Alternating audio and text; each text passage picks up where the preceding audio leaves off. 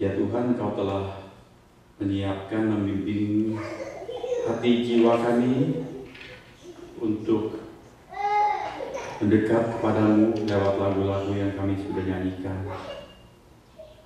Tolonglah kami selalu ingat bahwa anugerah-Mu begitu luar biasa kepada kami. Kami ditebus, diselamatkan tanpa membayar apapun, bukan bahkan dengan perak emas, melainkan hanya darah-Mu saja yang mahal itu telah menebus, membeli kami. Terima kasih Tuhan. Kiranya kami bertumbuh dalam suatu hidup dan kehidupan yang baru, meninggalkan yang lama, dan menghasilkan buah-buah pertobatan dengan jelas. Terima kasih Tuhan. Berkati saat merenungkan firman Tuhan, baik untuk kami orang-orang dewasa di sini maupun untuk adik-adik kami yang akan masuk ke dalam kelas bersama dengan pengajar mereka. Dalam nama Tuhan Yesus kami sudah berdoa. Amin.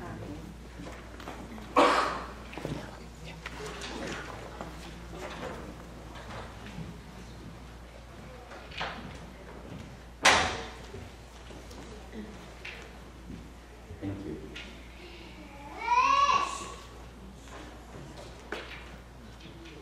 Saudara-saudara, mari kita membuka surat Korintus yang pertama, 1 Korintus pasal 12.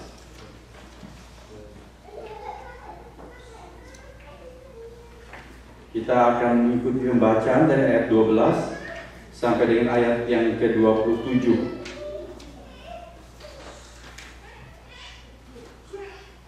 1 Korintus 12 ayat 12 sampai dengan ayat yang ke-27.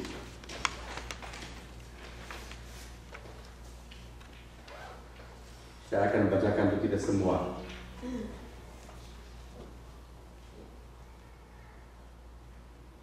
Karena sama seperti tubuh itu satu dan anggota-anggotanya banyak, dan segala anggota itu sekalipun banyak merupakan satu tubuh, demikian pula Kristus.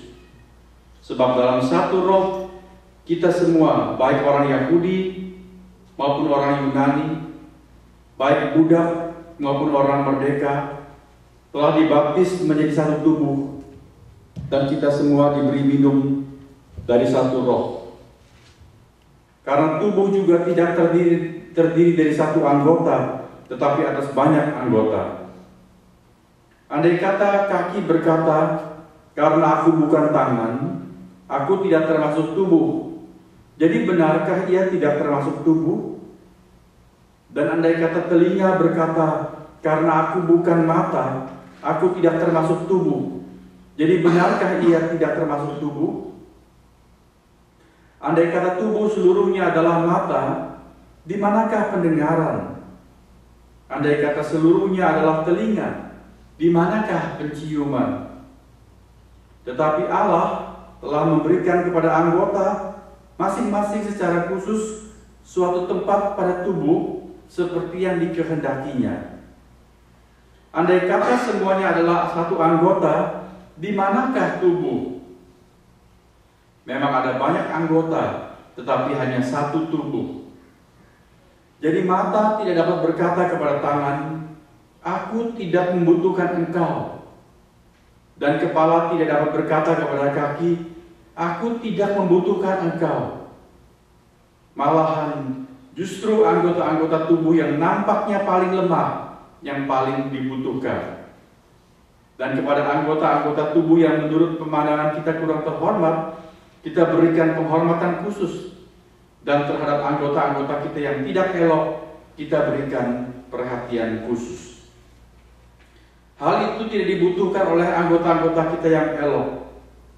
Allah telah menyusun tubuh kita begitu rupa, sehingga kepada anggota-anggota yang tidak mulia diberikan penghormatan khusus, supaya jangan terjadi perpecahan dalam tubuh, tetapi supaya anggota-anggota yang berbeda itu saling memperhatikan. Karena itu, jika satu anggota menderita, semua anggota turut menderita. Jika satu anggota dihormati, semua anggota turut bersukacita. Kamu semua adalah tubuh Kristus, dan kamu masing-masing adalah anggotanya. Kita baca ulang bersama-sama ayat 27. Sama-sama. Oke, ayat 27.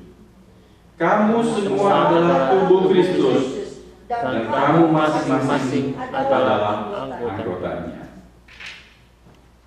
Saudara, kalau saudara harus memilih gereja untuk saudara hadiri dan ikut berbakti, ikut kegiatan, ikut semua pelayanan, kira-kira gereja seperti apa yang saudara mau pilih? Gereja yang bagaimana? Gereja yang jauh, atau gereja yang dekat? Gereja yang besar, atau gereja yang kecil? Bahasa Indonesia atau bahasa Inggris? Lagunya, lagu-lagu himnal yang lama-lama atau yang kontemporer pakai band? Yang mana? Yang seperti apa? Gereja apa kira-kira yang cocok? Graceful Church. Thank you Tante. Tante Dina itu paling bisa ngambil hati. Ya, terima kasih. Saudara, ada seorang ibu, dia sangat teliti sekali memilih gereja. Tidak mau sembarangan. Dia timbang baik-baik, dia perhatikan. Dia punya kriteria. Nah, karena dia sedemikian teliti itu, dia sering keluar masuk gereja. Kalau di Indonesia, dia pasti anggota GKI, yaitu Gereja Keliling Indonesia. Dia suka keliling-keliling.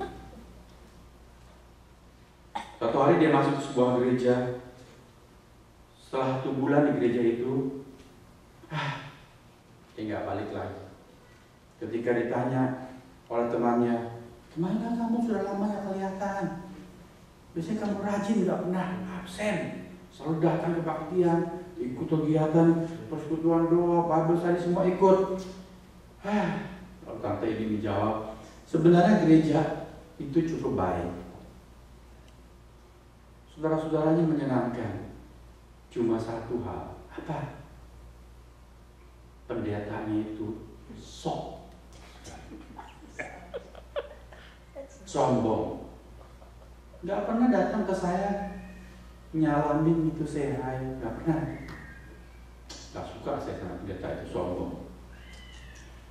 Dia cari gereja lain. Dia suka yang dekat-dekat, dia cari gereja lain yang dekat. Di gereja terdahulu 1 bulan, gereja berikut 2 bulan. Tapi habis 2 bulan, dia nggak kelihatan lagi. Temennya tanya, teman di gereja yang baru ini, kemana kamu? Kamu dulu ke gereja yang satu, kamu bilang pendetanya begini begitu. Apakah gereja ini juga begitu pendetanya? No, pendetanya baik sekali, ramah tamah. Tapi istrinya itu cerewet luar biasa, nggak tahan buat. Kalau ngomong istri itu nggak bisa berhenti, sampai napasnya gue nggak sempat katanya. Ada orang tipe orang gitu kalau cerita, gitu nggak sempat ambil napas, cerita terus kan, indah. Masih ada 1 gereja lagi dekat rumahnya, dia coba lagi yang itu. Tapi gereja ini juga dia tidak puas. Dia bilang gembala sidangnya bagus, istrinya juga ramah sekali, ya, dia cerewet, bisa bergaul dengan pandai. Aku suka itu pasangan tersebut. Jadi kenapa kamu nggak betah? Musik. Musiknya nggak beres. Musiknya kuno.